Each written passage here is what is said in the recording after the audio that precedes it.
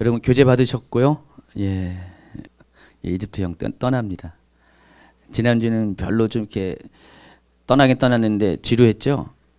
예, 어떤 분들은 또 좋아하는데 대부분 분들은 지루한 것 같아요. 예, 그래서 오늘은 좀 덜 지루하게 좀 했습니다. 그래도 한 번 떠난 거 여행을 마쳐야 되겠죠. 예, 지금 우리가 지금 이집트에 대해서 얘기하지만은 나중에 이제 제가 또 이스라엘 역사 쭉 얘기하고 또 이제 가을부터 시작하는 성경 연구학교 하다 보면은 이걸 또 다루게 돼 있어요. 그래서 미리 제가 좀 포석을 깔아놓는 겁니다. 그거를 이제 크게 바라보지 못하면은 무슨 목사님 무슨 뭐 성경에 없는 뭐 이집트 역사 얘기를 하냐고 그러는데 그러는데 근데 다 이유가 있어서 하는 거예요. 근데 그래서 지금 지난주에는 좀 제가 이집트 고대 역사에 대해서 무려 몇 년인가요? 한 2500년간의 이야기를 쭉 이렇게 했어요. 우리가 성경 안에서 세상을 보는 게 익숙해서 그렇지 세상에서 성경을 바라보는 것을 또 알면은 또 새롭게 바라보는 관점들이 열립니다. 그래서 지금 이 시간은 좀 일단은 바깥 세상에서 성경을 바라보면서 하나님이 하시는 것들을 좀 이렇게 보는 시간을 갖습니다. 그래서 이것도 그렇지만 이스라엘 역사를 다룰 때도 성경의 이야기가 주가 아니라 일반적인 역사를 이야기하면서 성경의 이야기를 이렇게 끌어올 거예요. 그래서 관점이 바라보는 관점이 좀 다릅니다. 여기서 바라보는 게 아니라 바깥에서 이제 바라보는 거기 때문에 당연히 오늘도 이스라엘 역사가 주가 아니라 이집트 역사가 주예요. 그러니까 이집트에서 일어나는 일을 가지고 이스라엘의 역사를 잠깐 이렇게 비교하는 시간을 갖습니다. 그래서 성경에 없는 이야기도 많을 것이고 여러분 당연히 처음 듣는 얘기도 많을 것입니다. 어쨌든 오늘은 이 이집트 역사 전반부를 지난주에 했고 오늘은 이제 이집트 역사 근대사까지 2014년 이야기까지 다 끝낼 겁니다. 그래서 BC 한 4세기 초반부터 BC 4세기부터 지금까지 여기도 역시 2500년가량. 그럼 이집트 역사가 몇 년이라고요?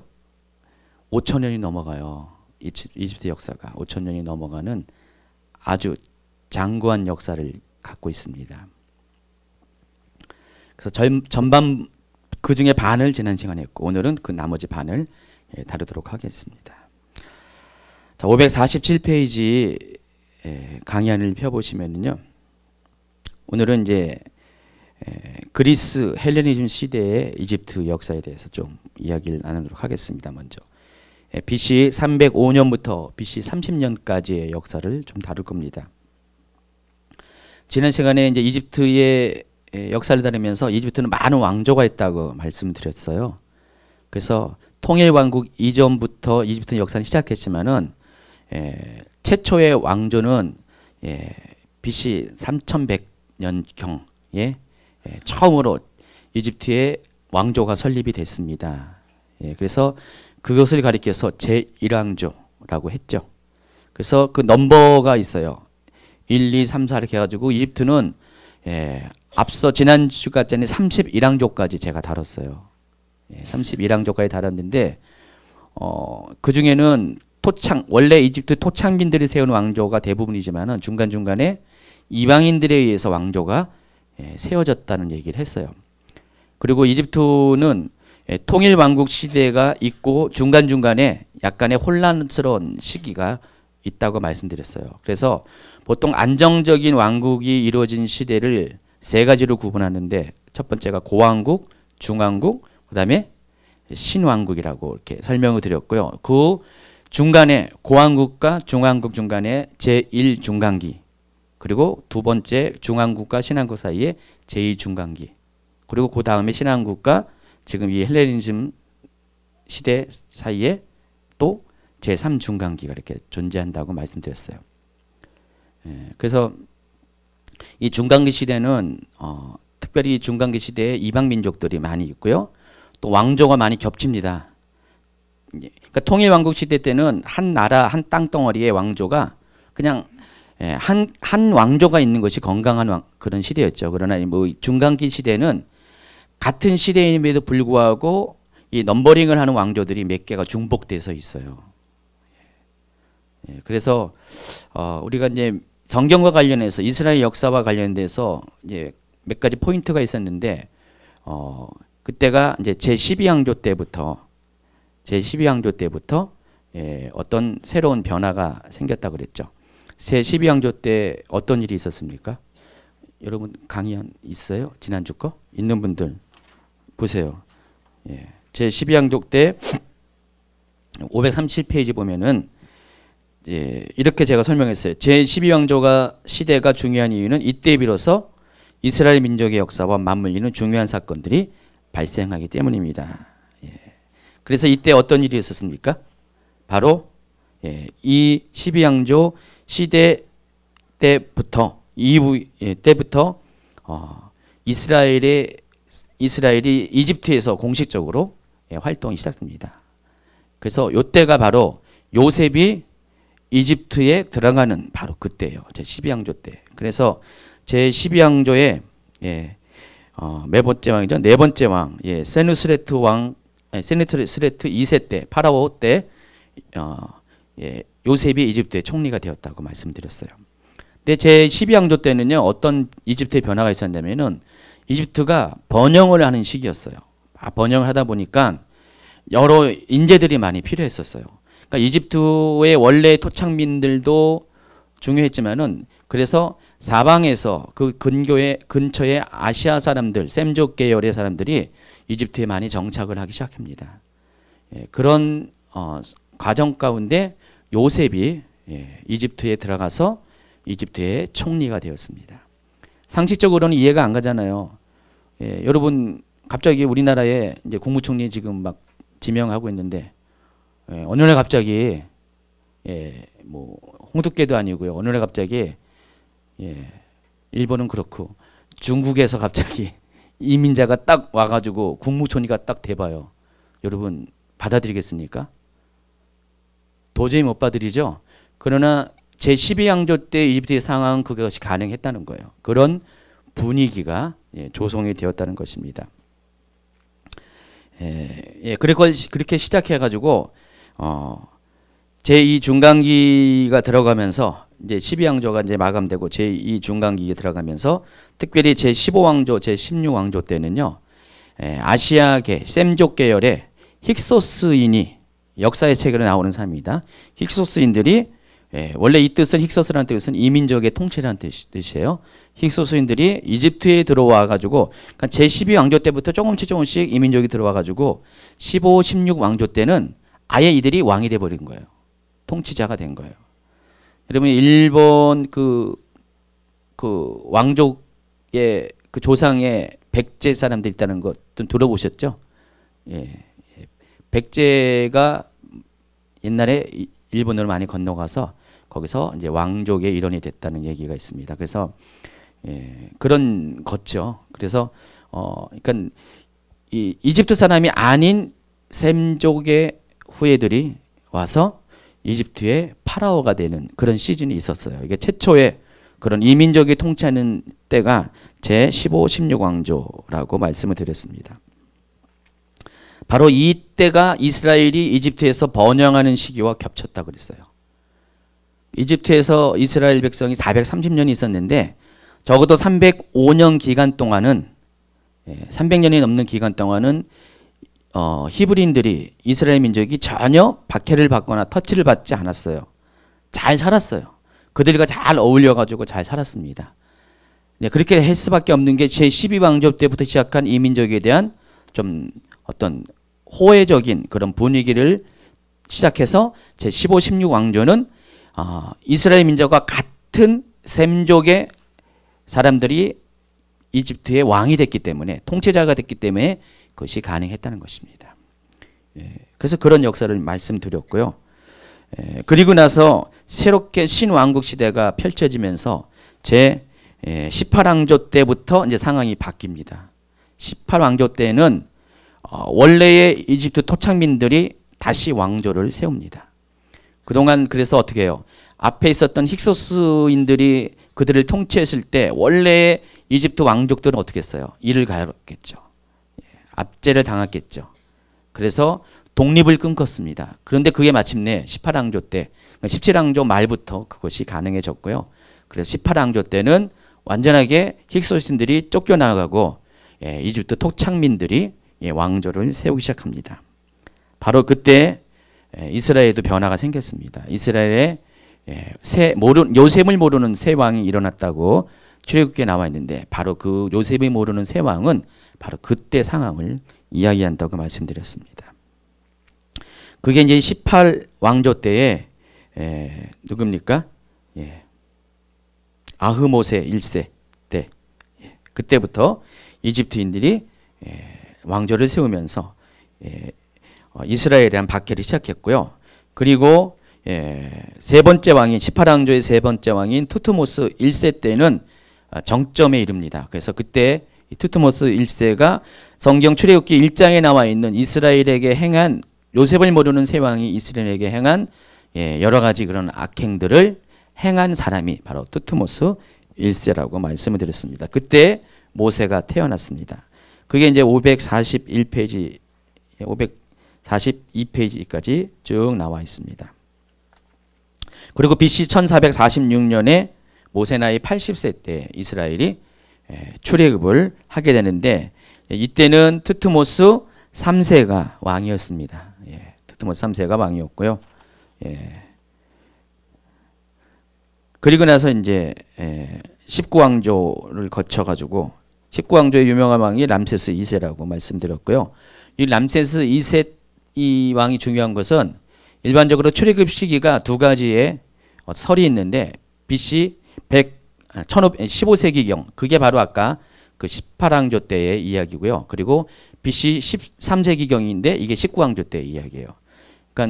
그래서 두 가지의 출애굽 시기가 논란이 되고 있습니다. 그러나 대부분의 이제 성경학자들은 15세기설을 이제 믿고 있고요. 1446년경. 그러나 이제 보통 일반적인 진짜 진보적이고 그런 데는 200년 후에 람세스 2세 때 이스라엘이 출애굽을 했다. 그러니까 출애굽 당시에 파라오가 누구냐? 모세와 대적했던 파라오가 누구냐? 15세기 설에는 제18왕조의 투트모스 3세고 그리고 이 13세기 설에는 19왕조의 람세스 2세 이런 식으로 이야기합니다. 그런 얘기를 쭉 했어요. 그래가지고 제3기 제3중간기가 이제 21왕조부터 시작돼가지고 이때도 또 이민족이 이스라엘을 통치하는 시대가 왔습니다. 그래서 22왕조 때는 리비아가 어디죠? 이집트의 서편에 있는 지금도 이제 있는 그 나라 리비아에서 이민족이 또 이집트에 통치를 했고요. 23왕조도 그렇고 25왕조에는 이집트 밑에 있는 누비아라는 지역, 지금의 수단 지역에서 누비아 사람들이 이집트의 통치자가 되기도 했습니다. 그리고 이제 말기 왕조 시대가 또 한 번 얘기했는데 제3중간기를 거쳐서 말기 왕조 시대를 얘기했는데 이게 BC 522년부터 BC 332년까지 이제 오늘 이야기하는 그리스 헬레니즘 시대 전까지 직전에 이집트를 통치하는 왕조가 있습니다. 27왕조부터 31왕조까지가 있었는데 주목할 것은 바로 이때 어떤 나라와 역사와 겹치냐면은 바로 페르시아 제국과 이집트의 역사가 겹칩니다. 그래서 페르시아 제국이 이집트를 완전히 점령해서 페르시아의 왕이 이집트의 왕이 되는 거예요. 그게 이제 546페이지에 마지막 페이지 지난주에 나옵니다. 제27왕조와 제31왕조는 페르시아 제국의 왕조예요. 그 중간에 28, 29, 30 왕조는 잠시 페르시아가 잠시 주춤하는 사이에 이집트인들이 다시 자기들의 왕조를 잠깐 기간 동안에 세우기도 합니다. 그러나 다시 이내 페르시아로 넘어갑니다. 지난 시간에 여기까지 했어요. 여기까지 오늘 오신 분들은 아주 되게 좋은 거예요. 왜냐면은 지난주에 들으면 어쩌면 지루할 수도 있는데 제가 10분 안에 쫙 설명을 했잖아요. 그렇죠? 자세한 거는 강의 한 번 보면 되고요. 그렇죠? 예. 저도 실은 이게 초벌 강의라서 예, 한 두 번, 세 번 하면 그때부터는 아주 편하게 저도 아주 핵심적인 것만 찝어서 얘기하는데 초벌 강의는 저도 좀 이렇게 낯선 거예요. 그래서 예, 초벌 강의는 항상 그런 게 있습니다. 그러니까 다음번에 이제 제가 이스라엘 강의만 이게 아마 성경 연구학 할 때 아마 이것도 다시 이제 좀 핵심적인 걸 다룰 텐데 그때는 아주 편하게 할 것 같아요. 그것을 위해서 제가 미리 좀 이렇게 강의 준비를 한 겁니다. 이해해 주시기 바랍니다. 그래서 예, 낯설어도 547페이지 보면은 그 다음 시대가 이제 그리스 헬레니즘 시대입니다. 그리스 헬레니즘 시대가 뭘 말하는 거예요? 그리스 왕국이 통치하는. 그러니까 이집트를 이제 또다시 예, 그리스 계열의 왕조가 들어서게 됩니다. 그러니까 이집트도 참 부침이 맞는 나라예요. 그러니까 역사가 길면은 그럴 수밖에 없어요. 그러니까 우리나라도 역사가 길다 보니까 예, 여러 주변에 예, 중국, 일본, 뭐 주로 중국하고 일본이지만은 예, 들어와서 우리나라에 이렇게 식민 지배도 하고 영향을 끼치기도 많이 했잖아요. 예, 우리나라도 고조선 시대 때도요. 그 중국 사람들이 와서 고조선을 통치할 때가 있었어요. 그걸 뭐라고 하죠? 무슨 뭐라 그러는데 역사 예? 아니요. 기씨인가 누군가 들어와 가지고 아니 그거 아니에요. 그건 고려 시대예요. 예, 고조선 얘기하는 거예요, 저는요. 예, 자 지금 그러 있어요. 예, 그러니까 그 고조선 시대 때도 이민족이 와서 예, 우리나라를 통치할 때가 있었어요. 아예 왕이 돼서 그런 적이 있었습니다. 예, 뭐 예, 중요한 건 아니니까 그런 시기니까 틀려도 괜찮습니다. 기양후 드라마를 너무 열심히 보시니까 저도 많이 봤습니다. 제가 실은 역사를 되게 좋아해요. 근데 역사를 전공했으면 제가 참 좋았을 텐데 후회가 돼요 지금. 그 좋아하는 역사는 하나고 싫어하는 수학 관련된 공대를 가가지고 완전히 제가 너무 싫었어요. 근데 역사를 했으면 제가 아마 지금 아주 그냥 더 신학을 안 했겠냐고요? 아, 그럴 수도 있죠. 네. 자, 그래서 이 그리스 헬레니즘 시대라는 것은 바로 나라로는 그리스, 문화로서는 문명으로서는 헬레니즘 문명이 이집트를 통치했던 시대가 있었습니다. 그게 BC 305년부터 BC 30년까지 여기도 300년 기간 동안에 백성은 이집트 사람이고 왕조는 누구라고요? 그리스 사람, 유럽 사람이 와가지고 이집트를 통치한 시기가 있었습니다. 자, 이때의 왕조를 가리켜서 프톨레미 왕조 또는 프톨레마이오스 왕조. 제가 이제 이 발음을 좀 정리하느라고 힘들었어요. 사람마다 다 발음이 달라요. 근데 일반적인 한국 사람들이 이해하는 보편적인 발음으로 제가 일단 정리를 다시 했습니다. 프톨레마이오스는 이제 그리스식 영어 발음이고, 프톨레미는 이제 좀 이것을 좀 이렇게 한국 사람이 이해하기 쉽게 좀 이렇게 간략하게 한 것 같아요. 제가 보기에는. 근데 이때를 제32 왕조라고 합니다. 쭉 어떻게 했어요? 왕조가 지금 지난 시간까지 1왕조부터 해가지고 31왕조까지 계속 있잖아요. 그럼 왕조라는 그 왕조의 넘버링이 붙는다는 것은 이집트 역사 가운데 자기의 역사로 받아들인 것을 말하는 거예요. 인정을 하는 거예요. 그래서 실은 넘버링으로 따진다면 32 왕조에서 끝나버려요. 32 왕조인데 이 32 왕조까지를 보통 이제 고대 이집트 왕조라고 합니다.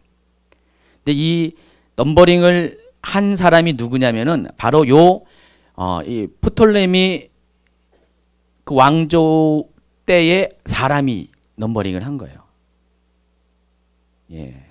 그 사람이 3000년의 역사를 역사책을 쓴 거예요. 그래서 우리나라 조선 왕조를 탁탁해 고조선부터 탁탁탁탁 이렇게 왕의 순서를 쫙 기록한 것처럼 이 사람도 똑같이 예, 3000년 전부터 이집트에 존재했던 왕실의 왕의 목록을 정리를 한 거예요. 그 정리가 바로 이때 행해진 거예요. 그래서 당연히 이 넘버링은 거기에 끝나는 거죠. 자기 왕조가 있을 때 끝나죠. 예, 그래서 32왕조까지 넘버링은 이제 진행됩니다. 32왕조를 가리켜서 프톨레미 왕조라고 말합니다. 자, 페르시아가 BC 6세기, 7세기, 6세기, 5세기, 4세기, 또 3세기 말까지도 이제 좀 어떤 그 잔류 세력이 남아 있지만은 보통 이제 4세기까지 페르시아가 이 이스라엘을 중심으로 한 이 메소포타미아 지역을, 아시아 지역을 통치를 하고 있었습니다. 이스라엘은 항상 남과 북의 영향을 받았어요. 우리가 지금 북의 중국과 남의 일본의 영향을 받는 것처럼 지금은 이제 교통이 발달하니까 저 멀리 있는 미국의 영향까지 받고 있잖아요.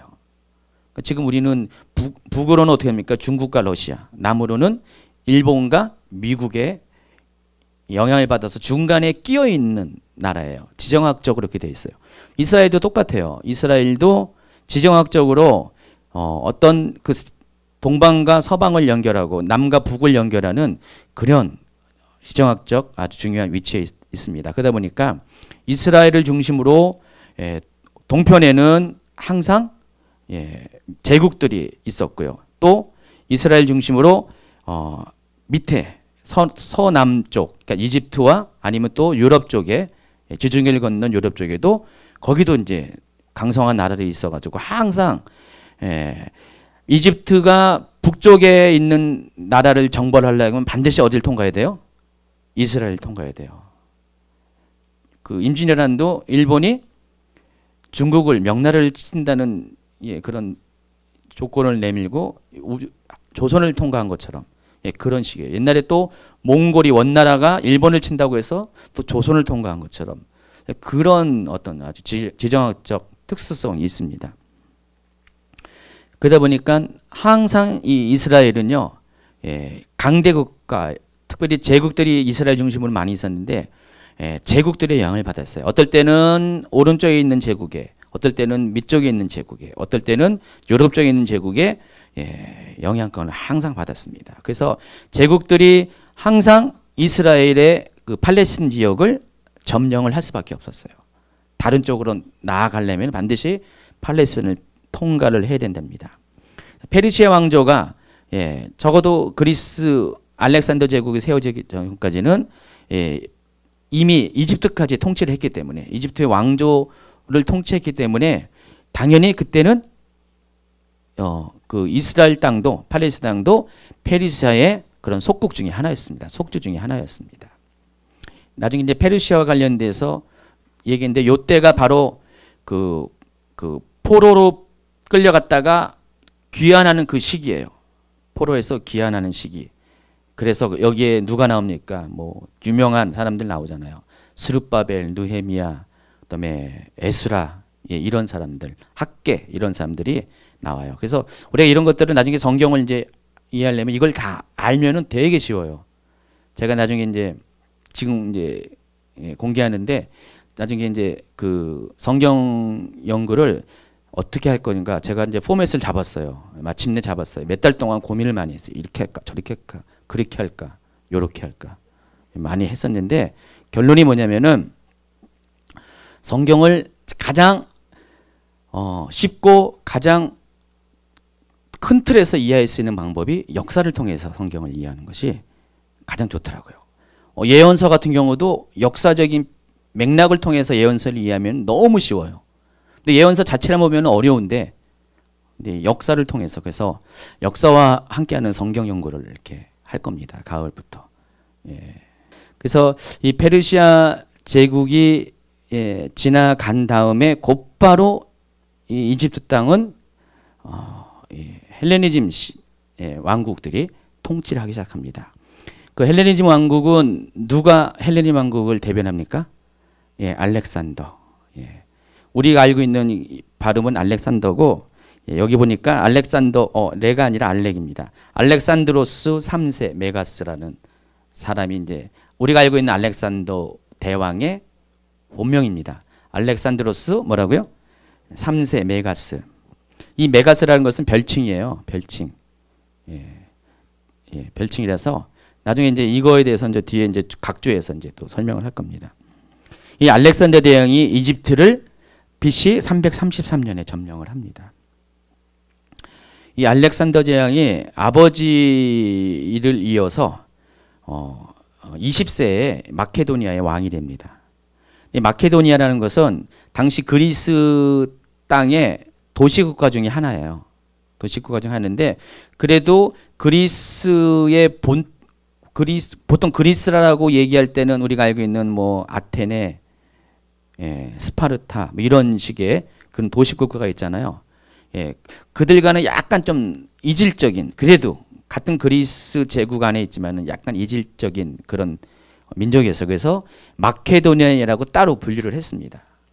나머지 도시국가는 그냥 그리스인이라고 하는데 이 마케도니아는 그리스와 큰 범위에서는 그리스지만은 좀 그리스 안에서도 좀 차별되는 거. 여러분 영국도 영연방 있잖아요. 그래서 영국도 잉글랜드가 있고요. 아일랜드가 있고 또 웨일즈가 있고 또 뭐가 있죠? 스코틀랜드. 예, 4개 나라가 연합체로 돼 있어요. 민족이 달라요. 거기 영국은. 예, 다릅니다. 그래서 옛날에 분쟁이 많은 거잖아요. 그런 식으로 예, 반드시 와 같지는 않지만 그런 식으로 그리스 안에서도 마케도니아는요 좀 차별받는 그런 지역이었어요. 그래서 예, 다른 뭐 이렇게 그리스 국가 연맹들이 마케도니아는 약간 왕따시키는 그런 데서 예, 알렉산더라는 인물이 나왔습니다. 그래가지고 마케도니아의 왕이 되었고 이 알렉산더가 그리스를 예, 도시국가들 다 정복을 합니다. 정복을 해가지고 예, 그래서 완전히 그 지역에 예, 강성한 왕으로 등장을 하고 거기서 그치는 것이 아니라 이제는 세계 정복을 나서가지고 동방으로 계속해서 나아갑니다. 그래서 예, 터키 지역을 지나서 또 당연히 예, 터키 지역을 지나니까 예, 유대 땅도 지나고요. 그리고 예, 페르시아 제국을 정복합니다. 그리고 페르시아 제국만 정복한 게 아니라 기술을 나무로 해가지고 이집트까지 정복을 하는데 예, 얼마 안 걸렸어요. 몇십 년 안 걸렸어요. 예, 그 알렉산더가 32살에 죽었거든요. 그럼 20세의 왕이 돼가지고요. 12년 동안 그걸 다 이룬 거예요. 여기 보시면은 지금 547페이지에 지도가 있죠. 지금 칼라로 된 것들이 있잖아요. 예, 이게 다 알렉산더 제국이에요. 예, 저기 그리스 위에 그 보면 마케도니아라고 써 있죠. 거기서부터 출발해가지고 이 넓은 땅덩어리를 예, 인도까지 이르는 땅덩어리를 다 정복을 한 거예요. 12년 동안 대단한 거죠, 알렉산더가. 예. 그래서 이 알렉산더가 그렇게 제국을 만들 때 바로 333년에 BC 333년에 외교도 좋죠. 이집트를 점령해서 그때부터 이집트는 페르시아 왕국에서 통치에서 벗어나서 드디어 알렉산더 제국의 안에 들어가게 됩니다. 이 나이가 34세, 32세 말이 많은데 저도 잘 모르겠어요. 정확하게 다 다르더라고요. 32세, 34세. 근데 예, 어떤 사람은 32세라고 어떤 34세라고 하는데 그래서 이제 예, 약간 경자가 붙어야 돼요. 예. 그래서 이 알렉산더가 좌지간 여기서 34세라고 나오는데 예, 34세라고 하면은 34세에 갑자기 죽게 됩니다. 인도를 정벌하러 가다가 정벌을 못하고 돌아오는 길에 예, 갑자기 급사를 합니다. 어떻게 급사를 하냐면은 모기에 물렸어요. 예. 아니 그 제국을 정벌했던 아주 강력한 왕이 모기 한 마리 때문에 죽습니다. 모기에 물려가지고 말라리아에 걸립니다. 예. 그래서 이 말라리아에 걸려가지고 예, 며칠 안에 갑자기 죽게 됩니다. 그러다 보니까 어떻게 됩니까?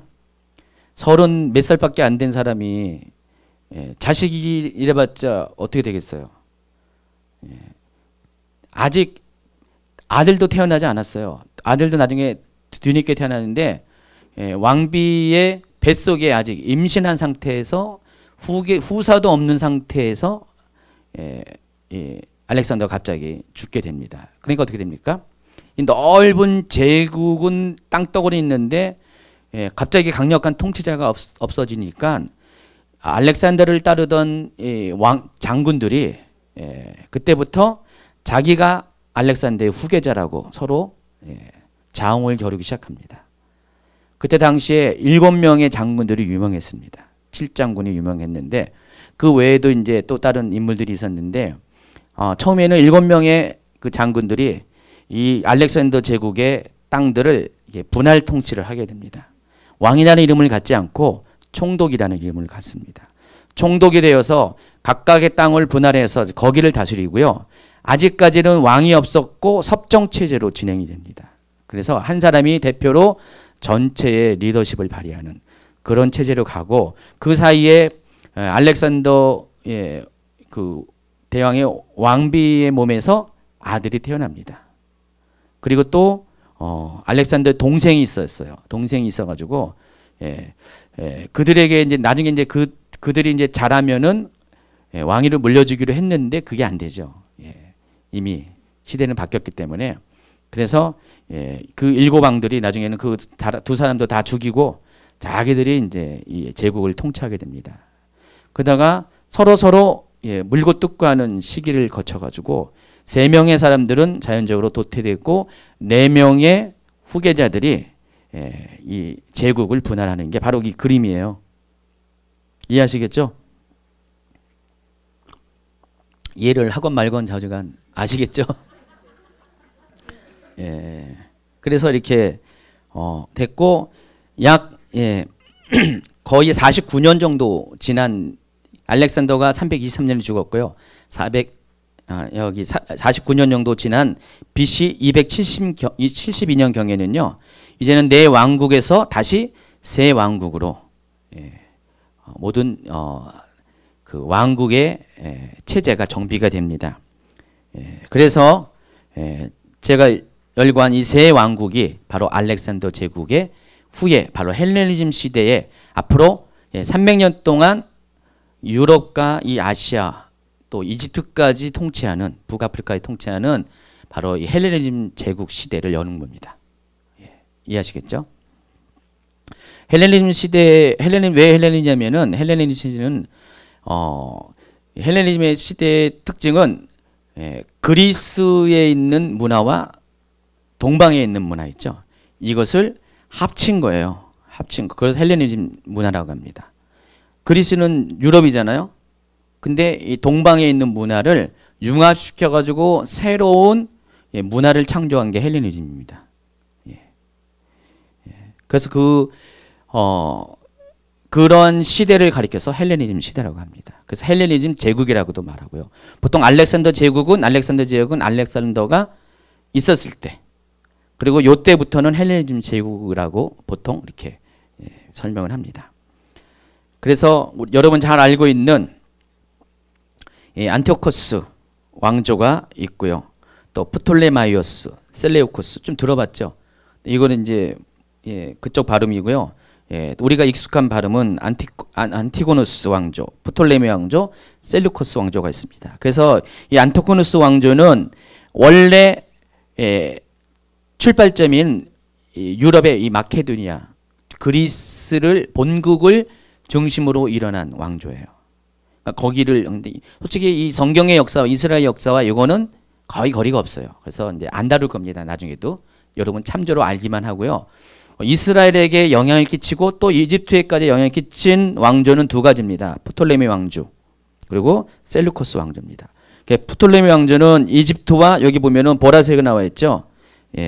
지중해에 있는 섬들 그리고 왼쪽에는 리비아까지 영향을 끼쳤고요. 그리고 이때 당시에는 이 팔레스틴 지역까지 통치하는 왕조가 바로 프톨레미 왕조고요. 이 셀루코스 왕조는 바로 메소포타미아 지역부터 인도에 이르기까지 인도 북부까지 이르기까지 그 더 넓은 강대한 지역을 통치하는 왕조가 셀루커스 왕조입니다. 이게 이제 BC 272년경에 딱 이렇게 고착이 돼가지고 이때부터는 몇백 년 동안 이들 왕조에 의해서 이 지역이 다스려지게 되고 이때를 헬레니즘 시대라고 말을 하고 있습니다. 548페이지로 넘기기 바랍니다. 이러한 상황 가운데 BC 305년에 이 프톨레미가 알렉산더의 장군 중에 하나였습니다. 이 프톨레마이오스가 자신을 가리켜서 프톨레마이오스 1세 소테루라는 왕명을 딱 정하고 자기가 왕으로 이집트의 왕으로 스스로 세움을 받습니다. 밑에 주석을 보시면은요. 당시 남자 통치자들은 모두 프톨레마이오스라는 이름으로 불렀어요. 우리가 왕을 말할 때 무슨 왕, 이집트 파라오가 왕명이잖아요. 이름은 다 따로 있잖아요. 파라오 뭐 아메노텝, 뭐 파라오 투투모세 이렇게 나온 것처럼 여기도 똑같이 왕을 부를 때 프톨레마이오스라고 했습니다. 왕비나 여자 통치자들은 뭐라고 했습니까? 클레오파트라, 잘 아는 클레오파트라, 또 베레니체, 아르시노에라는 이름으로 불렸습니다. 그래서 다들 이제 그 왕을 가리켜서 프톨레마이오스라고 하니까 이 왕이 무슨 왕인지 어떤 왕인지 구분이 안 가잖아요. 그래서 후대 역사가들이 그 순서에 맞춰 가지고 1세, 2세, 3세 이렇게 나누는 거예요. 그러니까 이때 당시에는 1세, 2세 이런 게 없었어요. 그냥 프톨레마이오스라고 해요. 근데 어느 프톨레마이오스인지 모르니까 별칭을 지었습니다. 그게 바로 소테루라는 별칭이 있고요. 뒤에 보면은 여러분 32왕조의 파라오, 역대 파라오의 그 명단을 보시면은 프톨레마이오스 1세를 소테루라고 불렀고요. 2세는 필라델포스, 이런 식으로. 필라델포스 많이 들어봤죠? 예? 여기서 빌라델피아. 그게 이제 한글로는 빌라델피아예요. 그래서 이름을 불렀는데 일종의 별칭이에요. 그래서 소테르라는 이름이 구원자라는 뜻이에요. 구원자. 프톨레마이오스라는 그런 뜻이 되죠. 그래서 이 프톨레마이오스 왕조, 프톨레미 왕조의 창시자는 누구라고요? 바로 소테루라는 사람입니다. 프톨레마이오스 소테루. 이게 자기 원래 이름이에요. 원래 이름인데 그렇게 따왔습니다. 그래서 맨 마지막 이 프톨레미 왕조의 맨 마지막 그 왕이 누구냐면은 클레오파트라예요. 근데 클레오파트라도 이 왕조 중에서 7명이나 있었어요. 그래서 클레오파트라 7세, 그리고 별칭이 뭐라고요? 테아 네오테라. 우리가 알고 있는 코가 높은 그 여자. 그 여자가 바로 클레오파트라 7세 테아 네오테라라는 여자입니다. 좀 이해하시겠죠? 참고로 이것까지 이야기하면 와 목사님 그런 거 얘기 왜 해요? 뭐 그럴 수도 있는데 그냥 모르는 것보다 아는 게 낫죠. 그럼요. 축복합니다. 어쨌든 간에 이 프톨레마이오스 1세 소테루가 스스로 자신을 이집트의 왕이라고 이렇게 나섰는데 이 사람은 이민족이잖아요. 그 알렉산더 제국의 장군 중에 하나였잖아요. 그러니까 이집트에 들어와 가지고, 그러니까 아까 그 알렉산더 장군의 후예들이 7 장군들이 각 지역을 통치했다고 그랬잖아요. 총독으로. 이 사람도 역시 이집트의 총독이 된 거예요. 총독이 됐는데 BC 305년에 자기를 305년에 이제 이 사람이 총독이 됐고 이제 그 이후에 누구죠? 갑자기 생각이 안 나. 알렉산더. 알렉산더가 죽은 다음에는 자신이 이제 왕이 된 거예요. 왕이 된 건데, 근데 이 사람이 왕이 딱 되니까 어떻게 됩니까? 이집트 사람들이 반대했을까 안 했을까요? 반대해야 정상이잖아요. 왜냐하면 이집트 역사를 보면 앞에 쭉 역사를 보면은 당연히 반대해야잖아요. 이집트 사람들은 이민족의 통치하는 것에 대해서 아주 실증이 나 있었잖아요. 그래서 굉장히 거부감이 있어야 정상인데 오히려 이집트 사람들이 이 사람을 파라오로 인정합니다. 왜 그랬을 것 같아요? 훗날 이 역사가들은 이렇게 추측합니다. 이 사람이 백인인지 흑인인지를 떠나서 여부를 떠나서 이집트 출신의 사람이라는 것입니다. 그 이집트 출신의 몰라 이 사람이 정말 원래 이집트 본토백인지는 잘 모르지만은 이집트에 연고가 있는 사람이에요. 그래서 이 사람이 그래서 이집트를 갔을 것이고 그러니까 그 사람이 왕이 되니까 이집트 사람들은 오히려 웰컴을 했습니다. 환영을 하고 그때부터 이제 프톨레미 왕조가 시작을 합니다. 그래서 이 프톨레미 왕조는 기존의 이집트와 연속성이 있기 때문에 제32 왕조라고 넘버링을 하는 것이에요. 이해하시겠죠? 어쨌든 이 프톨레미 왕조가 시작하면서 이집트는 그때부터 급격하게 변하기 시작합니다. 헬레니즘 문화의 영향을 받습니다. 왜냐하면 통치자가 헬레니즘 문화를 가지고 왔기 때문에.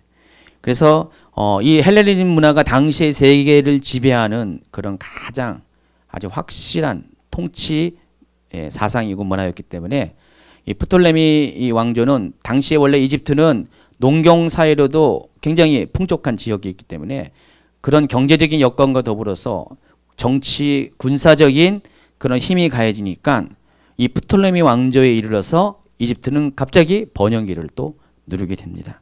그래서 이 시기를 가리켜서 제2의 번성역이 전성기로 이집트의 제2의 전성기로 부르게 됩니다.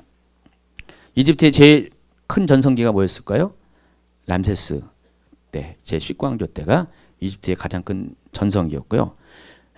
그것에 비견할 수 있는 제2의 전성기가 바로 이 프톨레미 왕조 때 했다는 것입니다. 549페이지 보시면은요. 프톨레미 왕조는 이방인이 세우는 외부 왕조였습니다. 근데 그럼에도 불구하고 이 프톨레미 왕조는 어떤 이방인 통치자로서의 이질감을 거의 갖지 않았어요. 물론 생김새는 유럽 사람이겠지만은 그럼에도 불구하고 이 이집트 사람들하고 거의 그런 어떤 이질감을 갖지 않게 됩니다. 왜 그러냐면은 처음부터 이 프톨레미 왕조는 이집트 사람들 문화 속에 종교 속에 아주 깊숙이 들어가는 정책을 폈습니다.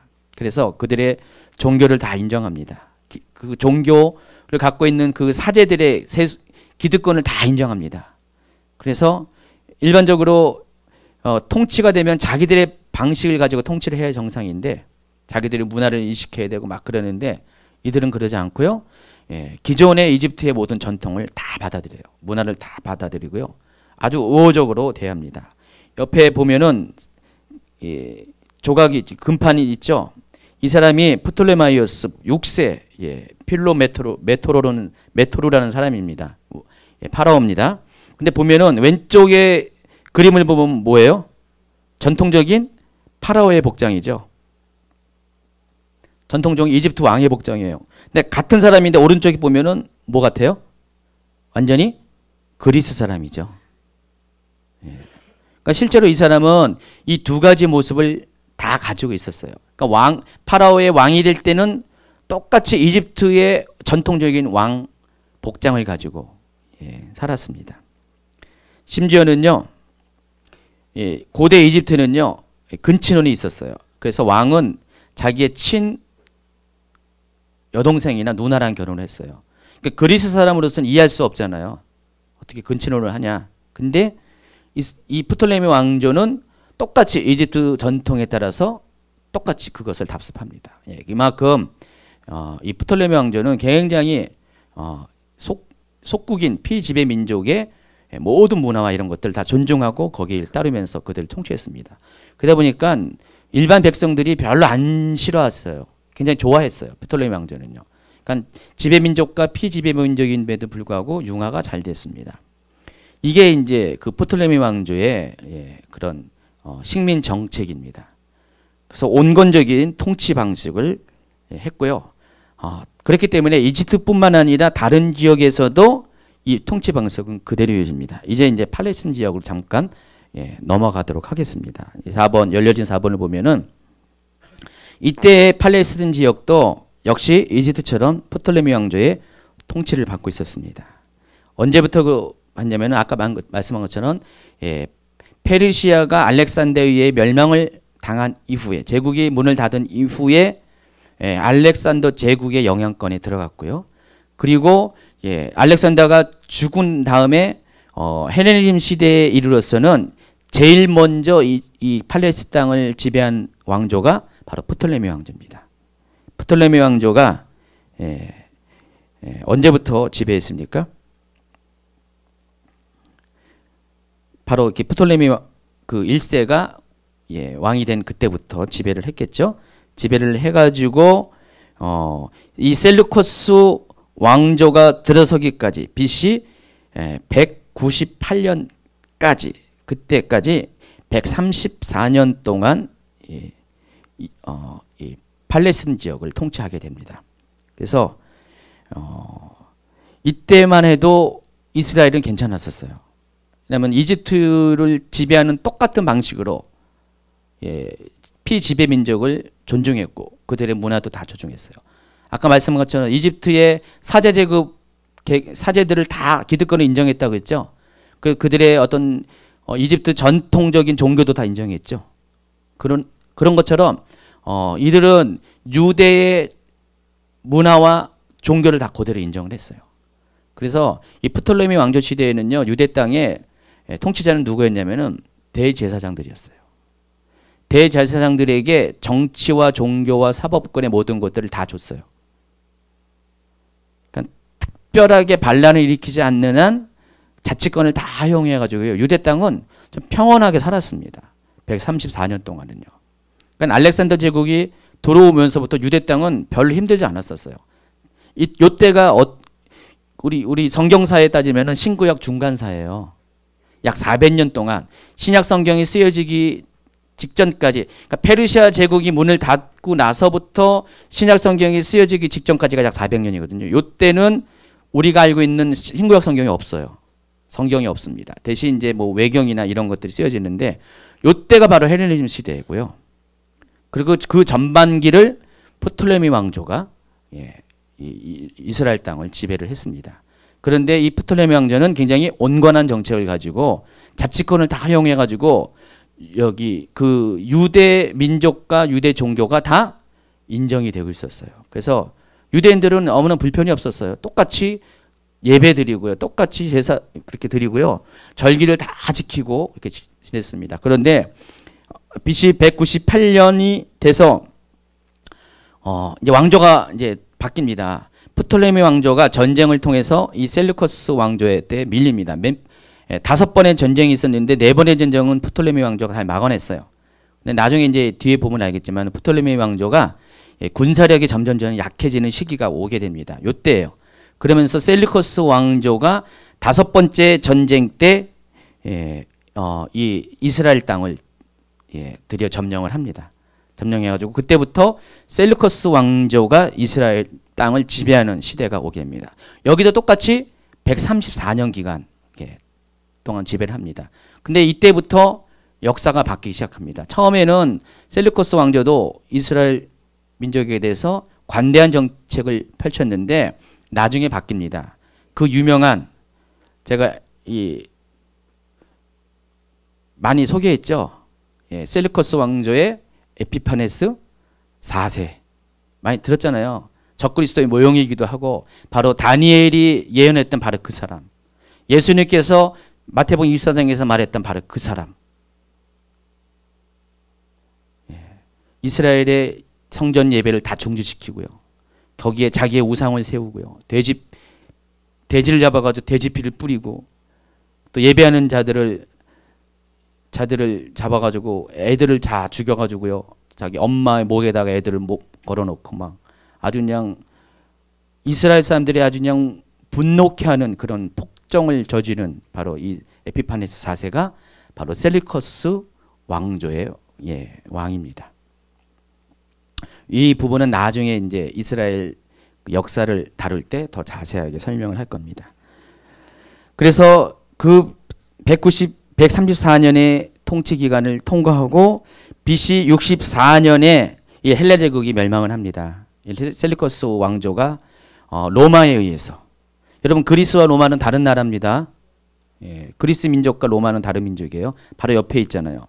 그리스 민족 로마는 뭐예요? 그 지도에 보면은 이렇게 구두처럼 생겨 있는 그 땅덩어리.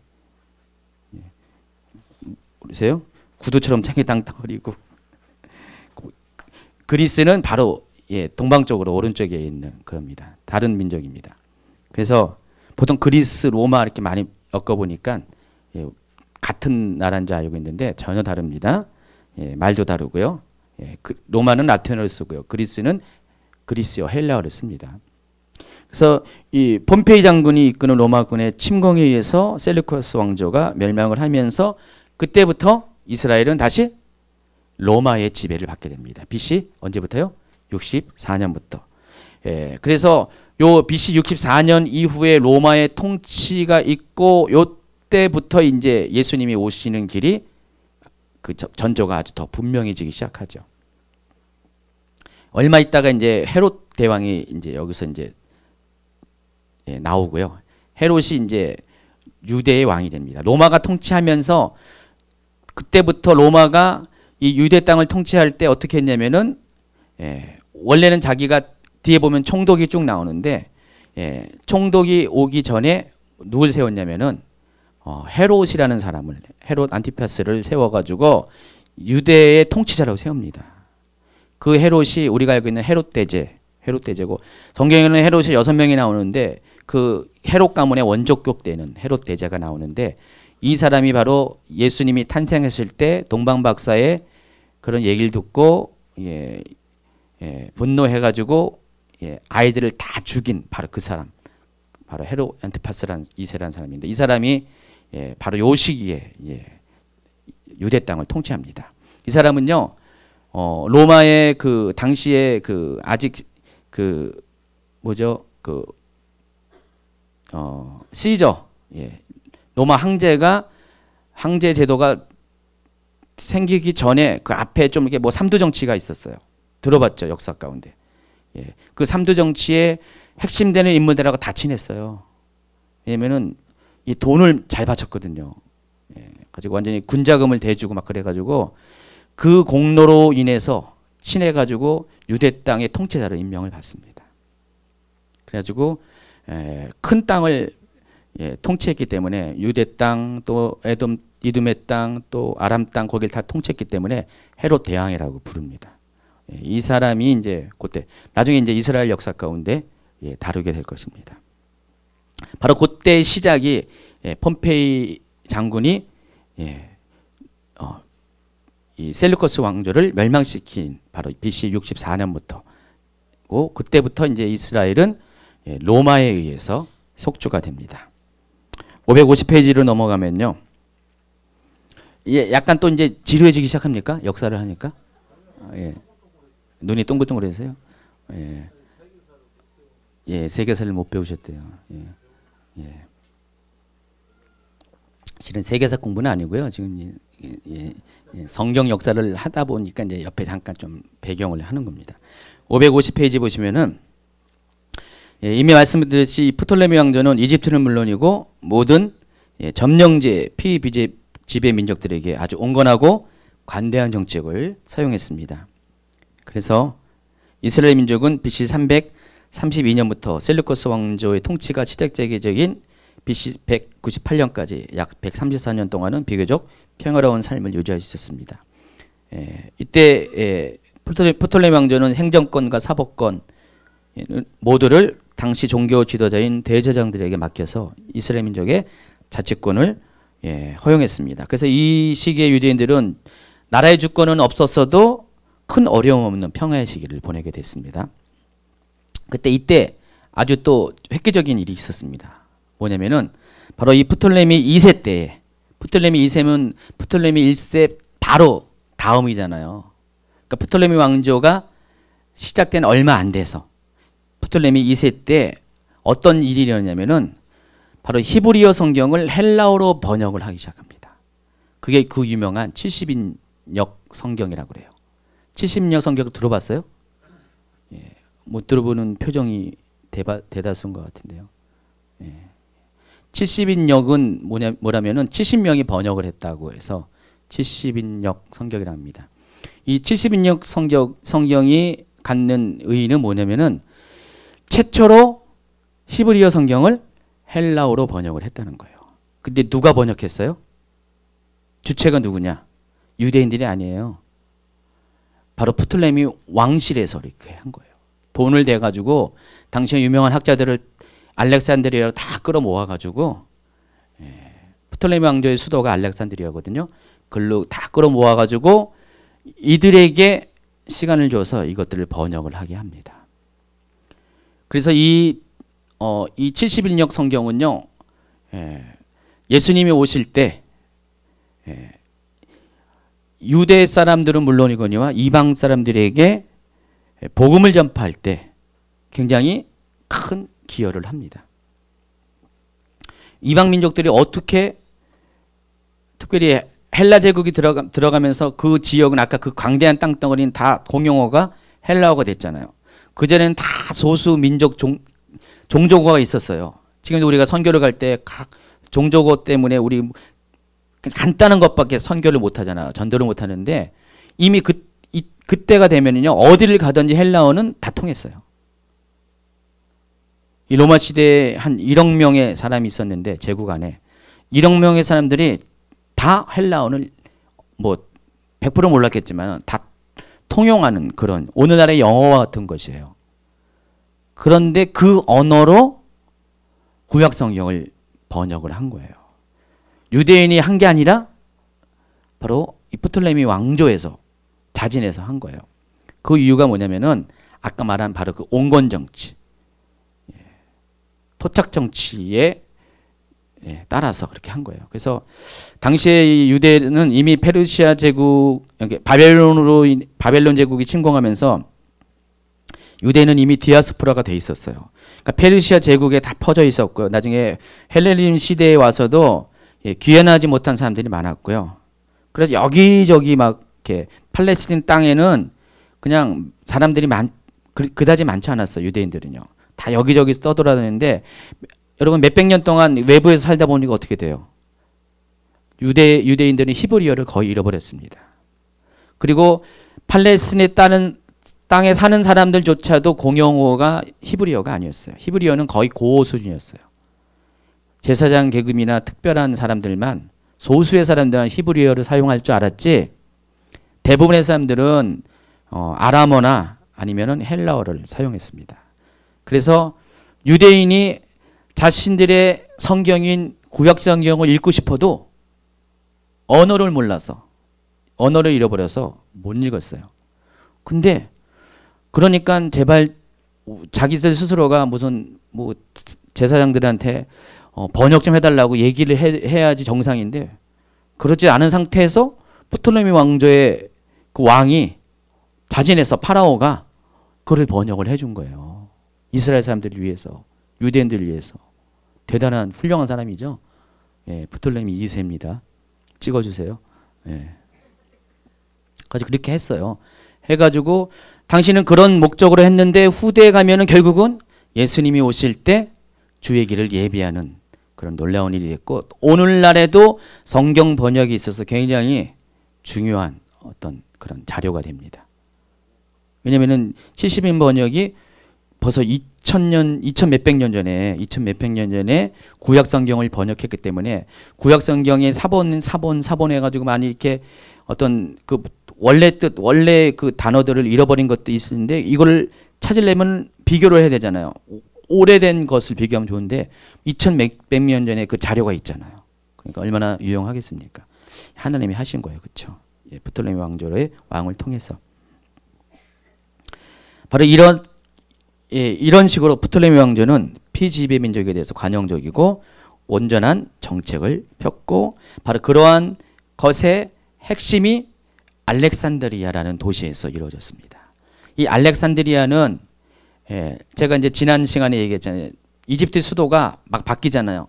상 이집트 쪽에 테베라는 곳에서, 하 이집트에 뭐였죠? 멤피스 왔다 갔다 하면서, 어느 민족이 지배하면은 원래 이집트의 고유 토착민들이 지배할 때는 이집트의 그러니까 지도상으로 보면 밑에 쪽 나일강의 상류 쪽에 거의 수도를 정했고, 다른 민족이 지배하면은 나일강의 하류 쪽에 수도를 정했습니다. 왜 그랬습니까?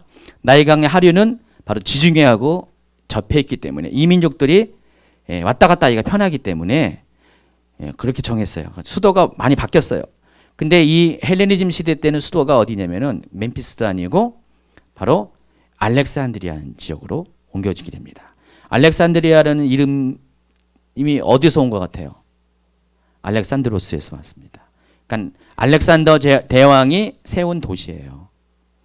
그게 알렉산드리아고, 이 알렉산드리아는 그때 당시에 세계에서 가장 유명한 도시를 뽑는다 하면은 바로 이 알렉산드리아가 굉장히 유명한 도시였습니다. 아주 번영하는 도시였어요. 오늘날의 뭐 뉴욕 같은 그런 대도시였습니다. 알렉산드리아가. 여기에 이제 프톨레미 왕조의 수도가 세워졌고요. 여기를 중심으로 해서 굉장히 놀라운 일이 많이 있습니다. 유대인 역사와 굉장히 관련된 일들이 많이 있습니다. 자, 6번, 열려진 6번을 보면은 프톨레미 왕조 시기의 이집트는 여러모로 발전된 사회였고요. 상업이 활발했고 여성의 상속권도 인정된 개방된 사회였습니다. 여러분, 여성의 상속권이 인정됐다는 건 놀라운 거거든요. 이거는 그 사회가 어떻다는 것을 우리가 알 수가 있어요. 그리고 수도 알렉산드리아는 서방구 최대의 대도시이자 교역의 중심지였고, 여기 밑에 보면은 등대가 하나가 있죠. 각주 보면은 이게 파로스 등대라고 하는데 지금은 없어졌습니다. 바로 2000 몇백 년 전에 이런 등대가 세워졌대요. 나중에 전쟁의 와중에 파괴가 됐는데, 그리고 그 유명한 알렉산드리아 대도서관 들어보셨습니까? 무려 4만 권의 책이 소장이 돼 있었어요. 여기에. 굉장히 큰 도서관이었습니다. 근데 이거를 누가 세웠냐면은 역시 알렉산더 대왕이었습니다. 알렉산더 대왕은요, 독서광이었대요. 전쟁을 하도 그 서재라고, 그러니까 마차 같은 데다가 관리하는 사람이 돼가지고 책들을 도서관을 끌고 다닐 정도로. 가지고 잠잘 때는 두 가지를 항상 두고 잤대요. 칼하고 침대에다가 머리에다가 칼을 두고 호모의 일리아드인가 오디세이인가 일리아드인가 오디세이인가 그걸 두고 잤대요. 그러니까 완전히 이제 책벌레였대요. 가지고 알렉산더가 책벌레여서 이 알렉산드리아 자기가 세운 이 도시에다가 도서관을 건립한 거예요. 대도서관. 그러니까 그때 당시에 최초의 대도서관이죠. 굉장히 큰 규모로. 나중에 나폴레옹이 이제 알렉산더를 본따 가지고 자기도 이제 전쟁 중에 막 도서관을 이동 도서관을 끌고 다녔다는 그런 이야기도 있습니다. 그래서 이 알렉산드리아는 굉장히 아주 유명한 그런 도시였습니다. 넘어가세요. 550페이지요. 바로 요때 알렉산더를 중심으로 해가지고요, 여러 이민족들이 막 모여듭니다. 세계의 중심지였기 때문에. 그리고 이미 알렉산더는 교통적으로 편하잖아요. 지중해를 끼고 있기 때문에 접근이 편하다 보니까 흑인, 백인, 뭐 황인종 할 것 없이 알렉산드리아에 사람들이 모이기 시작합니다. 국제적인 도시가 됐습니다. 당연히 알렉산드리아에도 유대인들이 많이 들어왔습니다. 특별히 또 프톨레미 왕조는 유대인 관용 정책을 폈다고 그랬잖아요. 그러니까 이민족에 대해서도 굉장히 관대했는데, 특별히 알렉산더 왕과 유대인과는 또 모종의 썸씽이 있어요. 뭔 썸씽이냐? 여러분 다니엘 보면은 다니엘이 환상을 보잖아요. 그래서 앞으로 일어날 제국들이 어떤 제국이 있다는 것을 다니엘을 통해서 예언을 했잖아요. 어느 날 이 알렉산더가 이집트를 점령하고 유대 땅으로 갔을 때 유대 땅을 또 점령하려고 갔는데 대제사장들이 알렉산더를 웰컴하고 환영을 하는 거예요. 되게 환영을 하니까 이 알렉산더가 감동을 받았어요. 감동을 받았는데 자기를 이제 반대하지 않고 환영해서 여기 피를 흘리지 않고 이제 유대 땅을 점령한 거죠. 바로 그냥 접수한 거죠. 페르시아가 물러가고 나서. 그랬더니 이 대제사장들이 알렉산더 대왕을 성전에 데리고 와가지고요, 바로 이 다니엘서를 보여주면서 바로 당신이 여기에 예언된 바로 그 사람이다 해가지고 알렉산더가 힘을 얻었대요. 내가.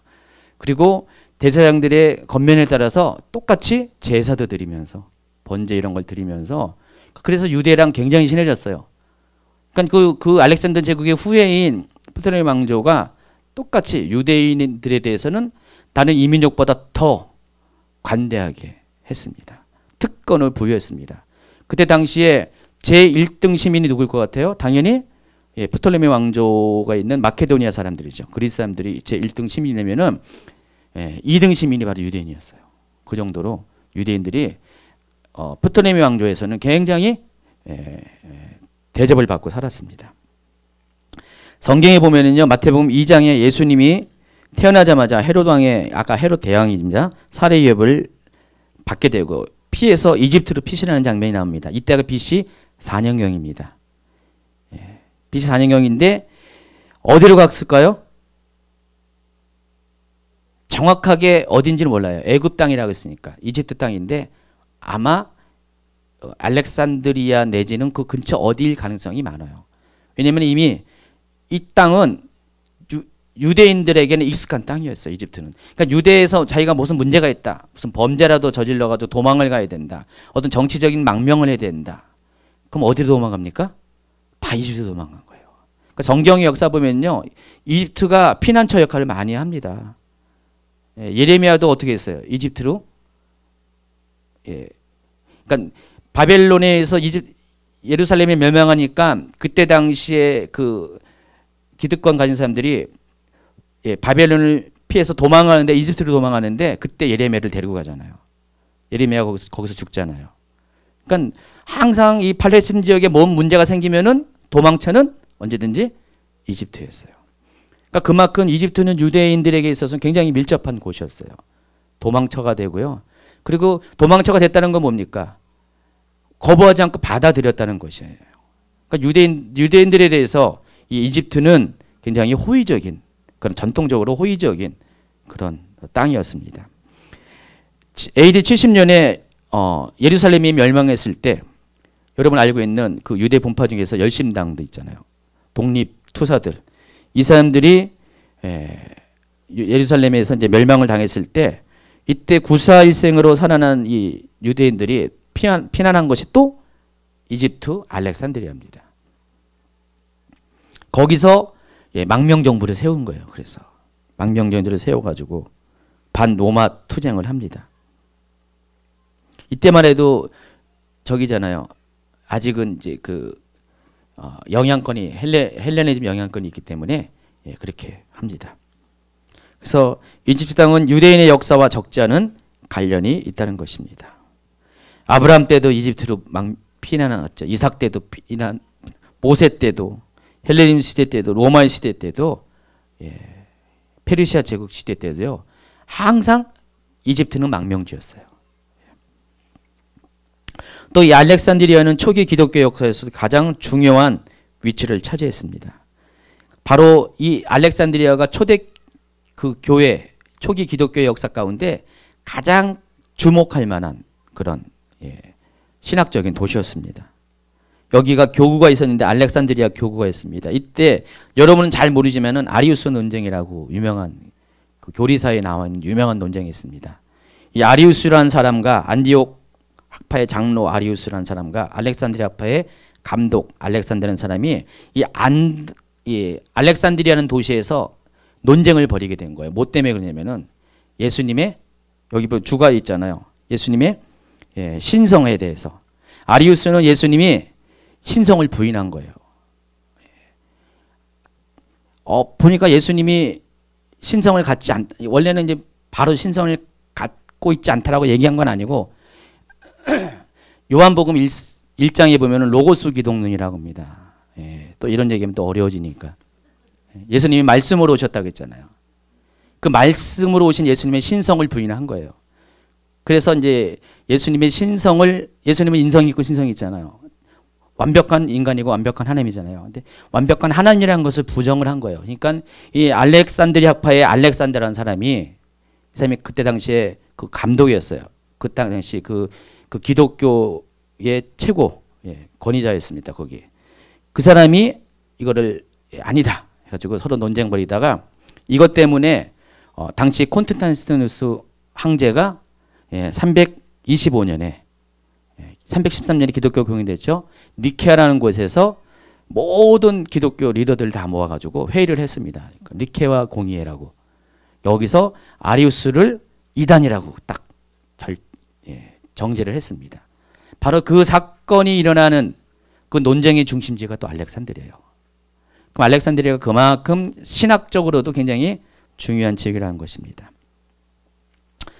어쨌든 간에 이 알렉산드리아는요, 유대인에게도 중요하고 이집트인에게도 굉장히 중요하고 국제적으로도 굉장히 중요한 지역이었고요. 적어도 이 알렉산드리아에 사는 이집트인들은요, 토착 이집트인과는 달리 굉장히 국제화된 마인드를 갖고요. 헬레니즘식 교육을 받으면서 개방된 그런 문화를 소유합니다. 또 여기는 국제도시다 보니까 어떻게 됩니까? 서로 이민족끼리 혼혈을 했어요. 그래서 여기에 보면은 이집트 사람 출신과 이 마케도니아 출신의 사이에서 혼혈 사람들이 많이 태어납니다. 이집트 사람들 보면은 약간 시커머스 하잖아요. 근데 보면은 약간 안 시커머스 하는 사람도 있잖아요. 그런 사람들은 다 그런 혈통적인 뿌리를 갖고 있는 거예요. 나중에 보면은 이 겔트족까지 내려와 가지고요. 겔트족까지 들어와 가지고 여기서 이제 살게 되면서 여기서 또 그들의 피도 여기 섞여 있습니다. 그러니까 이집트도 많이 이렇게 피가 섞여 있는 거예요, 실은요. 인종이 다양한 거죠. 10번에 보면은 550페이지. 얼마 많이 남았습니다. 너무 많다고요? 아니, 뒤에는 그냥 빨리빨리 넘어갈 거예요. 빨리빨리 넘어갈 거예요. 그래요. 그러면은 10번은 그냥 간단하게 한마디로 얘기하면은 이 프톨레미 왕조가 점점 쇠약하기 시작합니다. 한마디로 얘기하면 여기 얘기하면은 왜 쇠약했냐면은 프톨레미 왕조는요, 뭐에 의해서 그 왕조가 지탱되냐면 군사력이었어요. 처음부터 군대를 가지고 들어와서 그 이집트 땅을 지배했는데 대다수의 사람들은 이집트 사람들이에요. 근데 지배 민족은 소수였는데 그들은 무력을 갖고 있었어요. 처음에는 그 무력이 통했어요. 그런데 시간이 가면 갈수록 마게도니아 사람들, 그리스 사람들이 와서 거기서 정착해가지고 거기서 대를 이어서 해야 되는데 이미 프톨레미 왕조가 형성이 되고 시간이 지나니까 사람들이 안 오는 거예요. 원래 처음에 이주한 사람들은 한계가 있고요. 그러니까 사람들이 계속 유입이 돼야 되는데 그래서 프톨레미 왕조는 돈을 가지고 그 용병을 세웠어요. 그래가지고 그 마게도니아에서도 사람을 데려오고 또 나중에는 안 오니까 인력이 수급이 차질리니까 이 겔트족까지 다 데려와 가지고요. 용병제로 월급을 주면서 이렇게 그 군사력을 키웠는데 나중에 시간이 가면 갈수록 이게 안 되는 거예요. 그러니까 군사력이 약해지니까 게다가 또 셀루커스 왕조랑 라이벌이에요.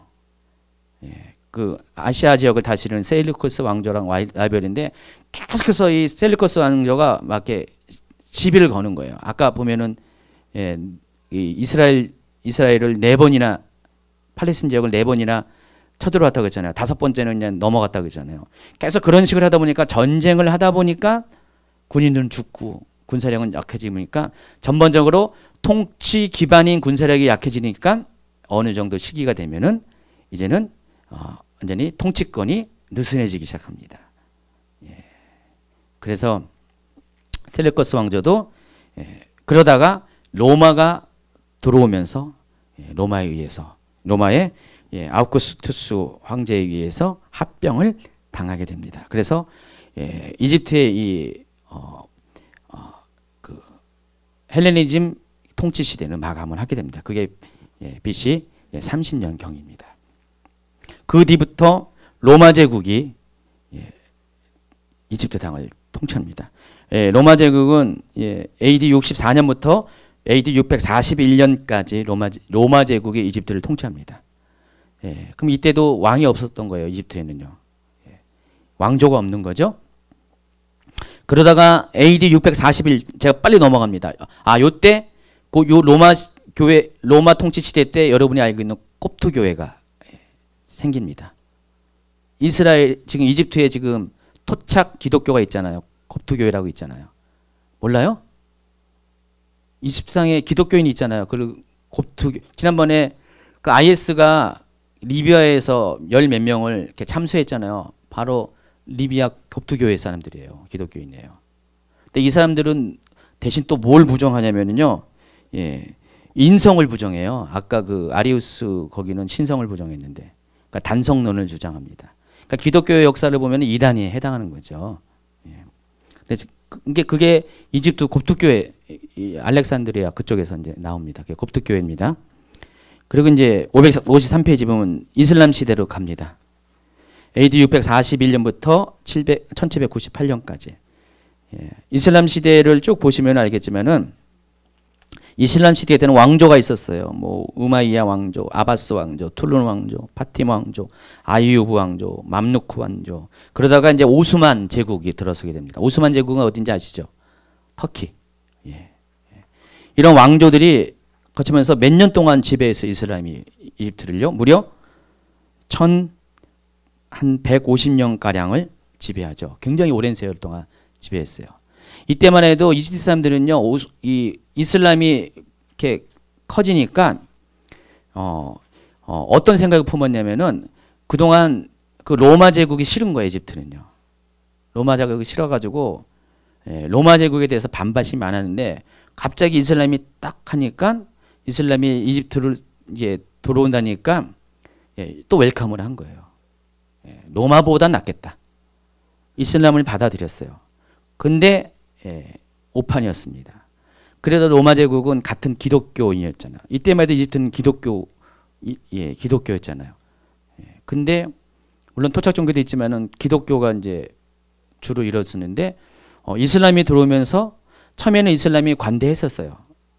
관대했었는데 시간이 흐르면서 이제 완전히 이슬람이 왕조가 자립을 잡고 완전히 지배권이 통치권이 확립이 된 후부터는 그때부터는 또 기독교에 대한 박해가 일어납니다. 그래서 완전히 이슬람 나라가 됐고 지금까지도 터키 여기 이집트가 이슬람 지배 안에 있습니다. 그 AD 641년 그때부터요. 그 왕조에 대한 것들은요. 쫙 보시면 알겠지만은 여기도 재밌습니다. 파티아 왕조 때는요. 이 파티타 왕조는 시아파예요. 시아파. 이슬람의 양대 종파가 있잖아요. 시아파. 그리고 파티마 왕조 뒤에는 아유브 왕조가 있는데 이때는 바로 순니파가 됩니다. 자세한 거는 이게 쭉 읽어보시고요.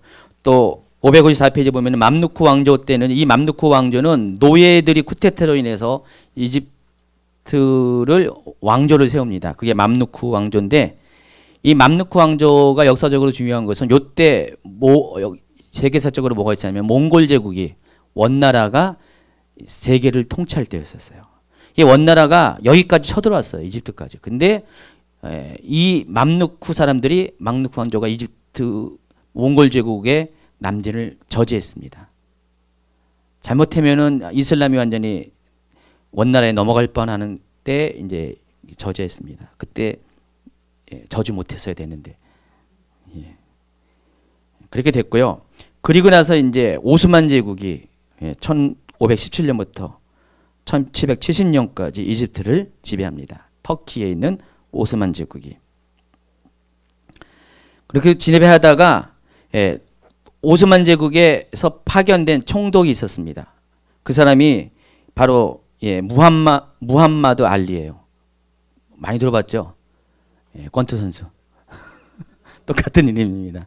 이 무함마드 알리라는 사람이 터키 오스만 제국에서 파견된 이집트 총독으로 왔었어요. 왔는데 이 사람이 독립을 합니다. 독립을 해서 이집트에 새롭게 왕조가 또 세워집니다.